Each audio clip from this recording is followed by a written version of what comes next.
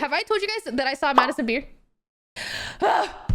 Dude, I went to a coffee shop. I walk in with Sean. I see her, okay? And I'm like, and I'm like, oh my God. But no, I have to act chill and nonchalant. And so I'm like, Sean, that is a Madison Beer. And he was like, who? I'm like, what the do you mean? Who? I'm like, I actually guarantee you know a song of hers. Like, I know you know her.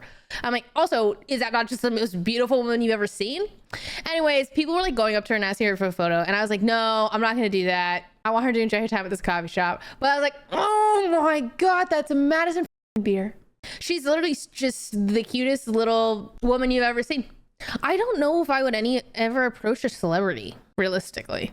Who would I approach? No, I think I would be too nervous. I don't think I could. I don't think I'd be able to. Well, see, Madison Beer, okay, to be very candid, I don't really like when people come up to me when I'm mid-food eating.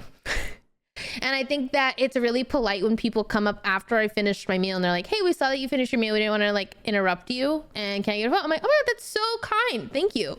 And so she was like sitting down at her table and I'm like, I'm not gonna go out there and interrupt this girl's meal, you know?